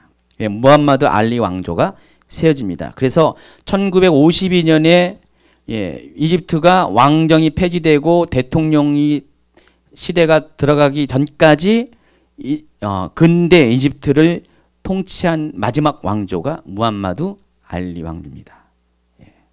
아무래도 권투 선수 출신이라서 잘 한 것 같아요. 근데 이때까지만 해도 이집트는요 완전한 독립을 이룬 건 아니었어요. 계속해서 영국과 프랑스와 터키의 계속적인 어떤 그 영향을 받았습니다. 예. 그래서 1922년에 그 터키도 이제 공화국 체제로 바뀝니다. 왕정에서 공화국, 오스만 제국이 쇠락하고 터키도 오스만 제국이 왜 쇠락했냐면은 1차 세계대전에서 터키가 관련되어 있는데 거기서 전쟁이 졌습니다. 그 결과 터키도 왕정이 폐지가 되고 공화정으로 바뀝니다. 그때쯤 돼서 1922년에 터키에서 이제 왕정이 공화국으로 바뀐 다음에 터키에서 터키와 영국 간의 조약을 체결했는데 로잔 조약이라고 합니다. 이때 터키가 이집트와 키프로스, 이라크 등의 오스만 제국 영토에 대해서 영유권을 포기하면서부터 이제 완전히 이 무함머드 알리 왕조는 독립왕조가 되는 거죠. 이집트에 의한. 이제 현대 이집트로 갑니다. 현대 이집트, 여러분이 잘 알고 있는 현대 이집트, 잘 모르더라고요, 실제. 현대 이집트는 모르는데 왕조가 이제 폐지되면서 1952년부터 이집트도 대통령이 탄생합니다. 초대 대통령이 바로 나세르라는 사람인데 바로 여기 있는 사람입니다. 이 사람은 군인 출신입니다. 이 사람이 쿠데타를 일으켜가지고 왕을 축출하고 최초의 대통령이 됩니다. 이때 이 나세르가 한 것 중에 하나가 바로 수에즈 운하를 국유화시킵니다. 원래 수에즈 운하는 영국이 통치했던, 영국이 관리했던 그런 곳이에요. 수에즈 운하가 뭔지 알죠? 수에즈 운해를 통해서 어떻게 지중해와 태평양이 연결되잖아요. 굉장히 중요한 길목인데 그것을 영국이 지배하고 있었는데 그걸 뺐습니다.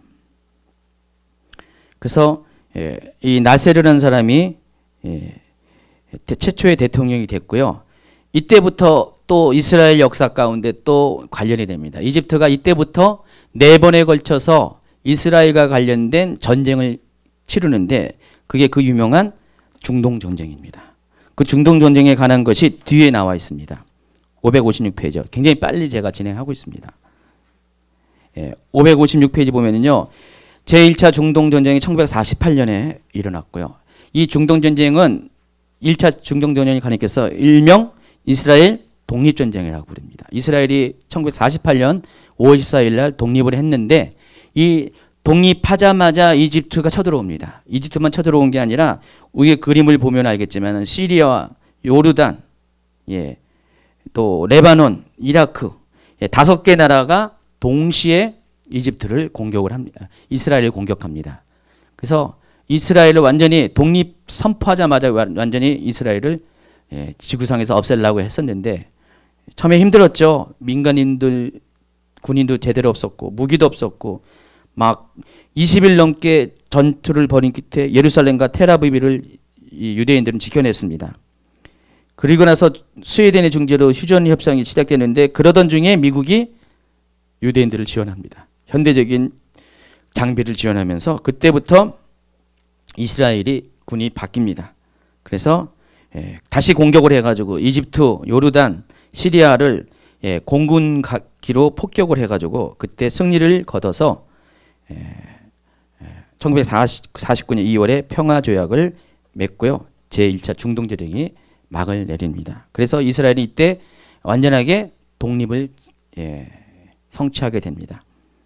두 번째 2차 중동전쟁을 수에즈 위기라고 하면서 아까 얘기했던 그 나세르라는 사람이 판을 벌입니다. 그래서 수에즈 운하를 국유화를 선언하니까 영국과 프랑스가 공군을 동원해서 수에즈를 폭격했고 이스라엘도 이때 영국과 프랑스와 관계가 있기 때문에 이집트를 침범합니다. 그래서 전쟁이 벌어질 때 이때 당시 미국과 소련이 개입합니다. 미국과 소련이 개입해가지고 전쟁을 중지시킵니다. 잘못하면은 세계 3차 대전이 일어날 것 같아가지고 그래서 이걸 가리켜서 수에즈 위기라기도 하고 또 아랍권에서는 이 전쟁을 가리켜서 삼국 침략이라고 합니다. 그러니까 이집트가 먼저 침략한 것이 아니라 영국과 프랑스와 이스라엘이 침략한 거죠. 예. 그래서 삼국 침략입니다. 여기도 이집트가 이스라엘과 관련된 거예요. 제1차 중동 전쟁에도 이집트가 이스라엘에 관련되고 2차 중동 전쟁에도 이집트와 이스라엘에 관련되고 제3차 중동 전쟁이 일명 말하는 6.1 전쟁이 1967년에 일어납니다. 그래서 이 중동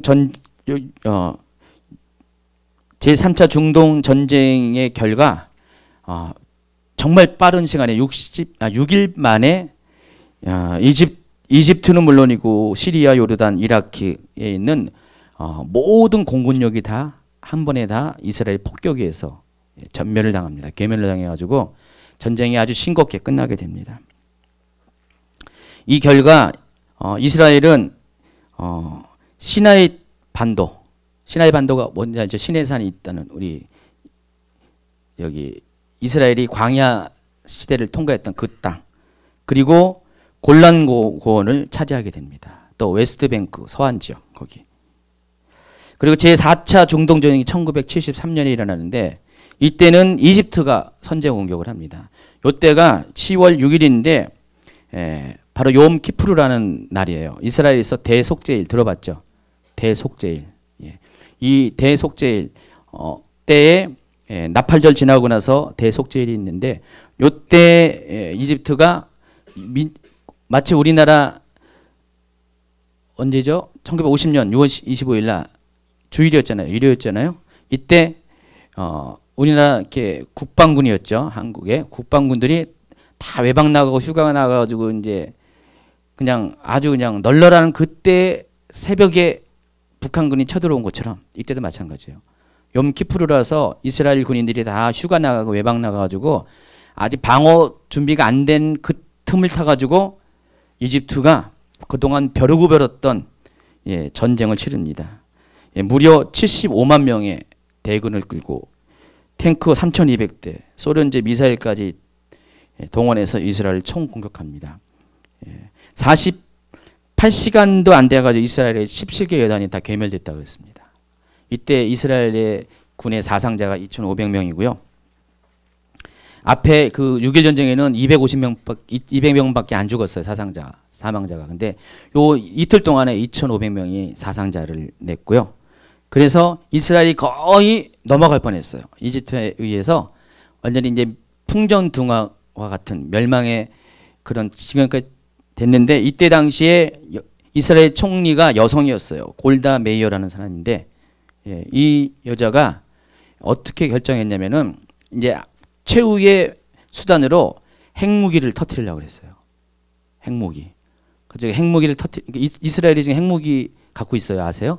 이미 이때 핵무기를 갖고 있었어요. 가지고 핵무기를 발사하려고 승인까지 했다가 이 여성 총리가 갑자기 미국으로 날아갑니다. 날아가가지고 미국에 가서 당시에 유명했던 닉슨 대통령 또 키신저 이 사람들한테 가서 울면서 사정을 합니다. 손이 발이 빌어가지고 이스라엘을 도와달라고. 그래서 미국이 참전을 합니다. 그래서 신형 무기들을 공급하고 또 공군기들을 공급합니다. 그래서 미국은 무려 5,566번에 걸쳐서 비행 수송 작전을 펼쳐서 군수품을 지원합니다.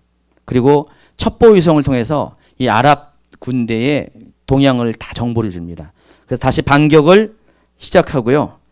비교적 허약한 시리아의 골란고원을 집중적으로 포격해서 이때 골란고원 전투에서 이스라엘은 시리아군 탱크 867대, 차량 3,000대 이상을 파괴하면서 그리고 전쟁이 이스라엘 승리로 돌아갑니다. 이게 제4차 중동 전쟁입니다. 이 부분을 이제 나중에 이제 이스라엘 역사 가운데 더 자세한 비하인드 스토리까지 해가지고 하나님이 어떻게 이스라엘에 개입했는가 이런 것들을 이제는 좀 이렇게 주관적으로 설명을 할 겁니다. 어쨌든 요 시기에 그 유명했던 그 대통령이 아까 얘기하는 나세르 대통령과 지금 설명한 사다트 대통령. 사다트 알죠? 이집트에 아주 굉장히 존경받는 이집트 사람들이 존경하는 대통령 이름이 사다트입니다. 이 사람은 암살당했어요. 이스라엘과 화친을 처음에는 이스라엘을 공격을 했죠. 전격을 했는데 근데 나중에 바로 제4차 중동 전쟁을 일으킨 사람이 바로 이 사다트거든요. 근데 나중에는 이제 이스라엘과 화친하면서 노벨 평화상까지 받아요. 근데 이제 그게 불만인 급진 세력에 의해서 암살을 당하죠. 나중에 80년도에. 그래서 그 이후로 그때 당시에 부통령이었던 바로 이 사람 559페이지 이 사다트랑 같이 있는 바로 왼쪽에 있는 사람 누굴까요? 무바라크. 2011년까지 이집트 대통령 장기 집권했던 30년 동안 이집트 독재를 했던 이 무바라크가 갑자기 대통령이 암살당하니까 대통령직을 승계해서 대통령이 돼가지고 호스니 무바라크의 시대가 열립니다. 1980년부터 2011년까지. 그리고 2011년에 뭐가 생겼습니까? 바로 튀니지에서 혁명이 일어나가지고 일명 제스민 혁명. 그래서 아랍의 봄이 시작됐죠. 그래서 그때 당시에 이 북아프리카에 있는 독재자들이 다 물려나는 그때의 이집트도 그 흐름 가운데 들어가게 돼가지고 무바라크가 이때 쫓겨나게 됩니다. 무바라크가 축출당하고 2012년 6월 치러진 대통령 선거에서 누가 당선되냐면은 바로 무슬림 형제단에 있는 무함마드 무르시란 사람, 오른쪽 하단에 있는 이 사람이 무르시가 대통령이 됩니다. 근데 이 사람이 아주 그냥 그 이슬람 원리주의자예요. 그러다 보니까 어떻게 됩니까? 이집트를 완전히 이슬람 국가로 만들려고 헌법을 막 해산하려고 합니다. 헌법을 막 바꿉니다. 그래서 대통령령과 선언문이 최종 효력을 갖는다는 새 헌법을 선언했는데 일명 이걸 그래서 파라오 헌법이라 합니다. 옛날에 파라오처럼 대통령이 아주 절대 권한을 갖겠다는 헌법을 개정합니다. 또 여기에다가 아랍의 봄이 있으면서 경제적으로도 이집트가 더 안 좋아졌어요. 실업률이 늘어나고 실업률이 제가 기억하기에는 거의 30% 40%. 여러분 2명 중에서 1명이 노는 거예요. 그러니까 난리가 나잖아요. 그러니까 경제적으로 안 좋으니까 국민들이 이 무르시 정권에 대해서 별로 안 좋아했었어요. 더군다나 이 무르시 대통령은 이슬람 편향적인 인사 정책을 많이 폈습니다. 그래서 취임 1주년 되는 2013년 6월 30일에 카이로 알렉산드리아 비롯한 이집트 전역에서 100만 명 이상이 참여하는 대규모 시위가 벌어졌습니다. 이때 막 무력으로 막 진압하면서 사람들이 죽고 막 그렇게 부상당하고 막 그러면서 친정파와 그러니까 그 이슬람 형제단 지지파와 또 반정부 간의 유혈 충동이 벌어지면서 그때 군부가 다시 등장합니다. 이집트의 군부가 들어서는데 2013년에 7월 3일 날 이미 무르시 정권이 있었는 상태에서 군부가 다시 쿠데타를 일으켜서 무르시 대통령을 축출합니다. 제가 이제 그 페이지를 맞추느라고 그림을 뺐는데 무르시 대통령이 여기 교도소에 있는 사진도 딱 원래 넣었었는데 그렇게 됐습니다. 그리고 무슬림 형제단은 가도 정부에서 공식적으로 해체당하고 그리고 무슬림 형제단을 테러 조직으로 낙인을 찍습니다. 또 감사한 거예요, 그렇죠? 그래서 그리고 나서 이 가도 정부의 그 LCC 사람 오른쪽에 있는 이 사람이 LCC라는 사람이 원수인데 이 사람이 가도 정부를 이끄는 리더였는데 이 사람이 대통령이 됩니다. 현재 이 사람이 이집트 대통령이에요. 여기까지가 현대 이집트입니다. 여러분 쫙 지금 이집트 지금 지난주부터 5,000년의 역사를 제가 5,000년 걸린 거를 한 2~3시간 걸려서 지금 쫙 설명을 했어요. 여러분 이집트 좀 이제 감이 옵니까? 아직 가을이 아니라서 좀 문제지 좀 이해가 되죠. 이집트가 어떤 나라고 어떤 역사를 갖고 또 이스라엘과 관련돼서 어떤 연관이 있다는 것을 지금 이제 다 이제 설명을 못했지만 나중에 이제 이스라엘 역사를 할 때마다 그때마다 제가 요거를 끄집어낼 거 이 자료들을 이렇게 다시 끄집어내면은 그때 다시 더 보강이 될 겁니다. 그러면 이거를 알고 이스라엘 역사를 알게 되면은 이스라엘 역사가 더 이해가 되는 거예요, 그렇죠? 나중에 뭐 아스르나 바벨론이나 페르시아 상대적으로 이집트보다 역사가 되게 짧기 때문에 그거까지 좀 이렇게 중간중간에 좀 다루다 보면은 더 여러분이 이스라엘 역사에 대해서 더 충분히 이해가 될 겁니다. 그런 측면에서 중요했습니다. 어쨌든 간에 이집트는요, 과거의 영화에 비하면 현재 이집트는 별 볼일 없는 것처럼 보여요. 그러나 중요한 것은 현재까지만 해도 이집트는 아랍의 중심에 있어요. 뭐 사우디아라비아, 뭐 이라크, 이란, 뭐 나름대로의 어떤 강대국이 있지만은 그래도 이집트는 전통적으로 아랍의 어떤 결속을 다지는, 그리고 특별히 이스라엘과 관련돼서 이스라엘을 반대하는 가장 중심에 또 이집트, 그러니까 이슬람화된 이후에 이집트가 그 역사 가운데 존재하고 있습니다. 그래서 성경에도 이집트 역사는 이스라엘 역사와 굉장히 아주 오래전부터 직간접적으로 연결되어 있고요. 또 지금조차도 이스라엘 정치와 아주 밀접하게 연결합니다. 지금 팔레스틴 가자 지역하고 국경을 맞대는 것이 이집트잖아요. 그래서 이집트가 지금 팔레스틴 사람들 도와주고 있잖아요. 실은 분쟁의 씨가 배후에 아직도 이집트가 있는 거죠. 이런 역사가 아직도 현재 진행형으로 있습니다. 인구는 7천만 명이 넘는데요. 위치적으로도 굉장히 이집트도 중요한 아시아와 아프리카 영토에 걸치고 있는 나라고요. 수에즈 운하를 소유하고요. 통계에 의하면은 아랍 미디어의 90% 이상이 다 이집트에 있대요. 여러분 알고 있는 그런 아랍계의 어떤 그 방송들, 미디어 이런 것들이 다 이집트에 본부를 두고 있다는 거예요. 그러니까 이집트는 그만큼 굉장히 아주 중요한 지역이라는 것입니다. 특별히 마지막 때 키워드인 이스라엘 미래의 역사에도 이집트는 계속해서 한 무대를 장식할 거예요. 그래서 여러분이 이 마지막 때를 알고 이스라엘을 알기를 원하는 사람들은 이집트를 놓쳐서는 안 된다는 것입니다. 그런 의미에서 이집트 강의를 두 번에 걸쳐 했고요. 여러분 뭐 약간의 처음 듣는 거라서 부담스러운 것도 있지만은 잘 이렇게 참조로 갖고 있다가 나중에 이제 다른 어떤 주제를 다룰 때 여러분이 이렇게 생각을 끄집어내면은 많이 상황을 이해하고 역사를 이해하고 하나님의 행하신 것들 이해하는데 많이 도움이 될 것입니다. 자, 기도로 마칩니다.